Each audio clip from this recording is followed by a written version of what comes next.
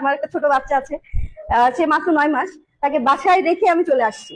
তাহলে বুঝতে পারতেছেন মানে আসলে আমাদের আর্জেন্সিটা কতটুকু। আমি আরেকটু আমার ইতিহাস বলি। আমি কিন্তু সরকারি চাকরি সম্পর্কে আমার কোনো আইডিয়া ছিল না। আমি খুব রিসেন্টলি জয়েন করেছি সরকারি চাকরিতে, আমার 2 বছর হলো মাত্র, স্থায়ী হলাম মাত্র। তো এর আগে যখন শুনতাম মানে আমার দাদা ছিলেন জেলার, আমার নানা ছিলেন পোস্ট মাস্টার। আগে সরকারি চাকরি মানে হচ্ছে সম্মানের একটা জায়গা। হ্যাঁ, সেই সম্মান এখন মানে আমার কাছে মনে হয় যে সেই সম্মানের এখন কোনো কিছুই নাই। কারণ যখন আমরা কাউকে বলি যে সরকারি চাকরি করি, যখন কেউ জিজ্ঞেস করে যে আমাদের বেতন কত, তখন আর বলতে পারি না। আমি যখন আমার সহকর্মীদেরকে দেখি, ম্যাক্সিমাম তারা ঋণগ্রস্ত। আমি এটা মানে আমার পর্যালোচনা করে আমি দেখছি।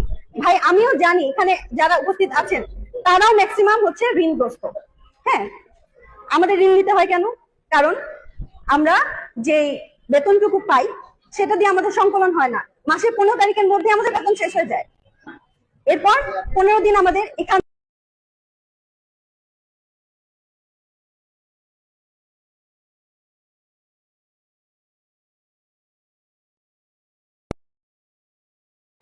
সেই পর্যন্ত চলে গেছে।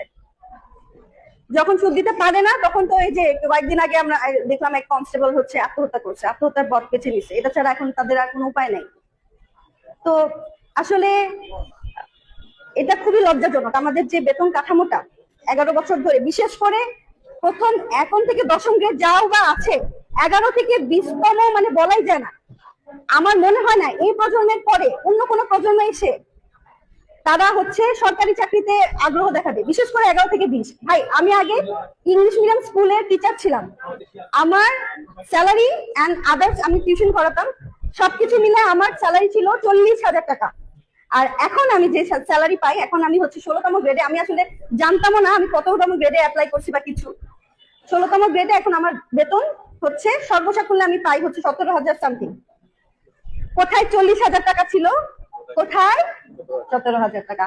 আমি আফসোস করি। আমার সাথে আমার ছোট বোন, আমার থেকে 6 বছরের ছোট, ওর স্যালারি হচ্ছে 50,000, মানে 50,000 টাকা সে পায়। সে ইংলিশ মিডিয়াম স্কুল, ভালো একটা ইংলিশ মিডিয়াম স্কুলের টিচার। আর আমি সে তুলনায় আমি সরকারি চাকরি করি, কিন্তু আমি কাউকে বলতে পারি না গর্ব করে যে আমি সরকারি চাকরি করি বা আমার এরকম ফ্যাসিলিটি। শুধু বেতনের ক্ষেত্রে কেন, আমরা 11 থেকে 20 যারা আছি তারা সব ধরনের সুবিধা থেকে কিন্তু বঞ্চিত। আমাদের কথাটা কিন্তু শুধু পে স্কেলের জন্য না, আমরা কিন্তু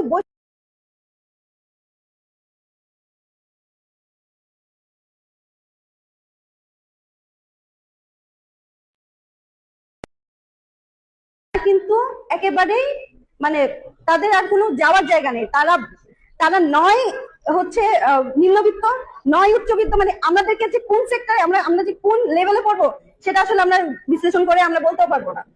সো যাই হোক, আমি আর আমার বক্তব্য মানে বড় করবো না।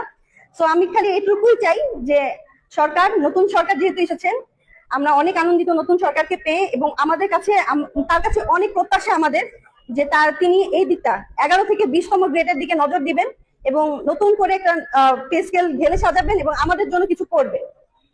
এই আশাটা ব্যক্ত করে আমি আমার বক্তব্য শেষ করছি। ধন্যবাদ।